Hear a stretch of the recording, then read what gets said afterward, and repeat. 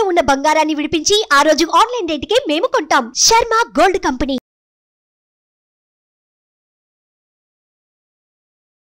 నమస్తే, welcome to Suman TV. నేను మీ యామిని. ప్రస్తుతం మనతో ఉన్నారు ప్రముఖ ఆధ్యాత్మికవేత్త, ప్రముఖ జ్యోతిష వాస్తు పండితులు సుభాష్ శర్మ గారు ఉన్నారు. గురుగారితో మాట్లాడి మనకున్న సందేహాన్ని అడిగి తెలుసుకుందాం. నమస్కారం గురుగారు. శ్రీమాత్రే నమః. గురుగారు, ఇప్పుడు పుష్యమి నక్షత్రంలో జన్మించిన వాళ్ళ స్వభావం కానీ అసలు వాళ్ళ మానసిక పరిస్థితి ఏ విధంగా ఉంటుందండి? తప్పకుండా తెలియజేస్తాము. ముందుగా ప్రేక్షకులందరికీ శ్రీమాత్రే నమః, శ్రీ గురుభ్యో నమః. జ్ఞానినాంనపి చేతాంసి దేవి భగవతీ హిసా బలాయ కృషమోహాయ మహామాయా ప్రయశ్చతి. పుష్యమి నక్షత్రం నక్షత్రాలలోకెల్లా ఉత్కృష్టమైనటువంటి నక్షత్రంగాను, అలాగే ఏవైనా మానసికంలో లోటుపాట్లు ఉన్నాయంటే అది పుష్యమి నక్షత్రంలో ఎక్కువగా ఉంటూ ఉంటాయి. అంటే జన్మతహానే వీళ్ళు కష్టజీవులు అని చెప్పుకోవచ్చు, శ్రమజీవులు అని చెప్పుకోవచ్చు. అలాగే వీళ్ళ జీవితం కష్టంతోనే ప్రారంభమవుతుంది. వీళ్ళకు పుట్టుకతోనే ఎవరైనా వీళ్ళ కుటుంబంలో దూరం అయిపోయేటటువంటి అవకాశాలు ఎక్కువగా ఈ యొక్క పుష్యమి నక్షత్ర జాతకులకు కనిపిస్తుంది. పుష్యమి నక్షత్రానికి అధిపతి శని అవుతాడు. శని యొక్క కారణము చేత ఈ నక్షత్రంలో జన్మించినటువంటి వాళ్ళు కష్టజీవులు, అంటే చాలా కష్టపడుతూ ఉంటారు. కానీ శ్రమకు తగినటువంటి ప్రతిఫలం మాత్రం దొరకదు. కోపం విపరీతంగా ఉంటుంది. అగ్రివ్నెస్, ఏ చిన్న పొరపాటు జరిగినా తప్పు జరిగినా సహించలేనటువంటి కోపం వచ్చేస్తూ ఉంటుంది. ఆ కోపంలో ఏం చేస్తారో వీళ్ళకే తెలియనటువంటి స్థితిలో వీళ్ళు ఉండిపోతూ ఉంటారు. అంటే దాన్ని ఏమంటారు అంటే అతి ఆవేశము అని అంటూ ఉంటారు. అయితే ఈ యొక్క పుష్యమి నక్షత్ర జాతకులు విపరీతంగా కష్టపడేటటువంటి తత్వం కలిగినటువంటి వారు అయినప్పటికీ కూడా వీళ్ళ కష్టాన్ని గుర్తించేటటువంటి వారు ఎవరూ కూడా ఉండరు. అలాగే వీళ్ళ జోలికి ఎవరూ కూడా రాకూడదు. ఒకవేళ కనుక వీళ్ళతో పెట్టుకుంటే గొడవలకు దారితీస్తూ ఉంటుంది, కొట్లాటలకు దారితీస్తూ ఉంటుంది. యుద్ధ నైపుణ్యం కలిగినటువంటి వారిలో, ఎప్పుడు ఎవరితో గొడవ పెట్టుకుందాము అనుకునేటటువంటి వారిలో ఈ పుష్యమి నక్షత్ర జాతకులు ఒకరు. అంటే లేనిపోని ఇబ్బందులలో కావాలని ఇరుక్కునేటటువంటి వాళ్ళు ఈ పుష్యమి నక్షత్రాలు. అంటే కావాలి అని అంటే కనుక అక్కడ ఎలాంటి సిచ్యువేషన్ లేకపోయినా వీళ్ళు ఒక సిచ్యువేషన్ని క్రియేట్ చేసుకొని అనవసరంగా గొడవలు పెట్టుకొని అనవసరంగా లేనిపోని సమస్యల్లో ఇరుక్కోవడానికి కారణమైనటువంటి వారు ఈ పుష్యమి నక్షత్ర జాతకులు.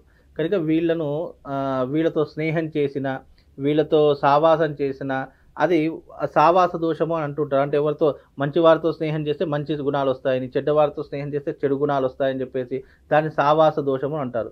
వీళ్ళతో స్నేహం చేయడం వల్ల మనకు కూడా సమాజంలో గౌరవ మర్యాదలు తగ్గిపోవడము, అరే వీళ్ళతో స్నేహం చేయడం వల్ల వీళ్ళు కూడా అదే కోవకు చెందినటువంటి వారు, వీరు కూడా చెడ్డవారే అనేటటువంటి నిర్ణయాలు తీసుకోవడము ఈ యొక్క పుష్యమి నక్షత్ర జాతకులకు వర్తిస్తూ ఉంటుంది. అలాగే ఈ పుష్యమి నక్షత్ర జాతకంతో ఉన్నటువంటి వాళ్ళు చాలా జాగ్రత్తగా ఉండాలి. వీళ్ళు ముఖ్యంగా ఏ విషయంలో పడితే ఆ విషయంలో అస్సలు కలగజేసుకోకూడదు. అలాగే ఈ యొక్క పుష్యమి నక్షత్రానికి కర్కాటక రాశి అవుతుంది కాబట్టి చంద్రుడు అధిపతిగా ఉంటూ ఉంటాడు.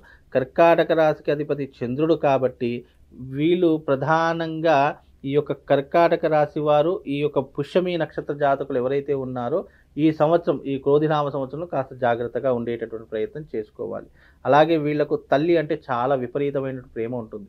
కుటుంబంపై చాలా ఆసక్తి ఉంటూ ఉంటుంది. కుటుంబాన్ని అభివృద్ధిలోకి తీసుకురావాలి, ఈ కుటుంబాన్ని ఒక మంచి స్థాయిలో పెట్టుకోవాలి అనేటటువంటి ఆశలు ఎక్కువగా ఉన్నటువంటి వారిలో ఈ పుష్యమి నక్షత్ర జాతకులు ఒకరు అని చెప్పుకోవచ్చు. అలాగే ఈ పుష్యమి నక్షత్ర జాతకులు ఎవరైతే ఉన్నారో వీళ్ళకు ముఖ్యంగా 32 సంవత్సరాల తర్వాత వీళ్ళు కెరియర్లో స్థిరపడేటటువంటి అవకాశాలు ఎక్కువగా కనిపిస్తూ ఉన్నాయి.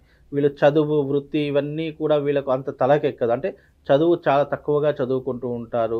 మినిమం చదువు అనేటటువంటిది చదువుకుని, అంటే 10th, ఇంటర్ వరకు చదువుకొని మిగతా చదువులు ఆపేసేటటువంటి పరిస్థితులు కొంతమంది జీవితాలలో ఏర్పడుతూ ఉంటాయి. అంటే అందరూ అని కాదు, కొందరి జీవితాలలో ఏర్పడేటటువంటి అవకాశాలు ఉంటాయి. ఇక చదువుకోవడము అనేటటువంటి ప్రారంభమైంది, వీళ్ళు ఇంట్రెస్ట్గా చదువుకుంటున్నారంటే పిహెచ్డి వరకు చేసేటటువంటి శక్తి సామర్థ్యాలు, సత్తా వీళ్ళకు ఉండేటటువంటి అవకాశాలు ఈ యొక్క పుష్యమి నక్షత్ర జాతకం వారికి ఏర్పడేటటువంటి లక్షణాలమ్మా.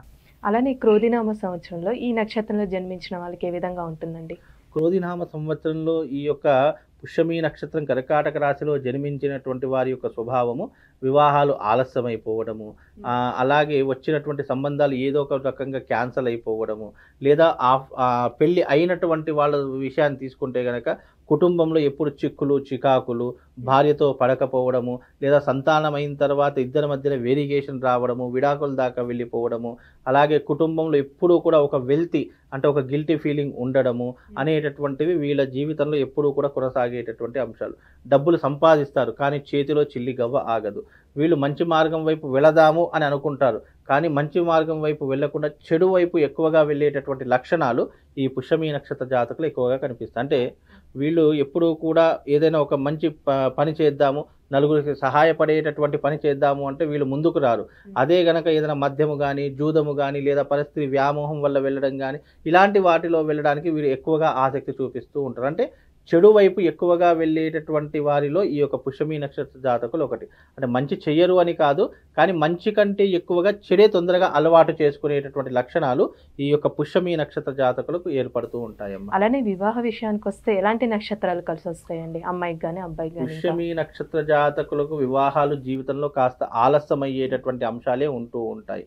అలాగే వీళ్ళకు కలిసి వచ్చేటటువంటి నక్షత్రాలంటే గనక ఆశ్లేష నక్షత్రం కలిసి వస్తుంది, పుబ్బా నక్షత్రం కలిసి వస్తుంది, స్వాతి నక్షత్రం, జ్యేష్ఠ నక్షత్రము, అలాగే పూర్వాషాఢ నక్షత్రము, శ్రవణ నక్షత్రము, శతభిష నక్షత్రము, రేవతి నక్షత్రము, భరణి నక్షత్రము, రోహిణి నక్షత్రము, ఆరుద్ర నక్షత్రం. ఈ యొక్క నక్షత్రాలు వీళ్ళ యొక్క జీవితానికి కలిసి వచ్చేటటువంటి నక్షత్రాలు.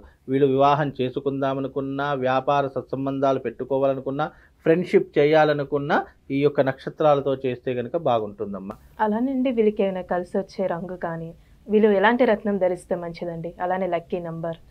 వీళ్ళకు అదృష్ట రంగు వచ్చేసి gold colour and white colour. ఈ రెండు రంగులు వీళ్ళకి కలిసి వచ్చేటటువంటి అదృష్టమైనటువంటి రంగులు. పుష్యమి నక్షత్రంలో జాతకులో పుట్టినటువంటి ప్రతి ఒక్కరు కూడా గోల్డ్ రింగ్ కానీ, గోల్డ్ చైన్ కానీ తప్పకుండా ధరించాలి. వాళ్ళ మెడలో, వాళ్ళ శరీరం మీద ఎప్పటికీ కాస్త తులం బంగారమైనా సరే కంపల్సరీగా ఉండి తీరాలి. అలాగే వీళ్లకు అదృష్ట సంఖ్య వచ్చేసి 2, 3, 8. ఈ 3 సంఖ్యలు వీళ్ళకు అదృష్టమైనటువంటి సంఖ్యలు. ఈ 3 సంఖ్యలు గనక వాళ్ళు జీవితంలో గనక పెట్టుకుంటే చాలా అదృష్టవంతులు అయ్యేటటువంటి అవకాశాలు కూడా ఉంటాయి. అంటే న్యూమరాలజీ ప్రకారం చూసినా, మన సాంఖ్యశాస్త్ర ప్రకారం చూసినా, ఈ జ్యోతిష శాస్త్రం చూసినా కానీ వీళ్ళకు 2, 3, 8 సంఖ్యలు కలిసి వచ్చేటటువంటి.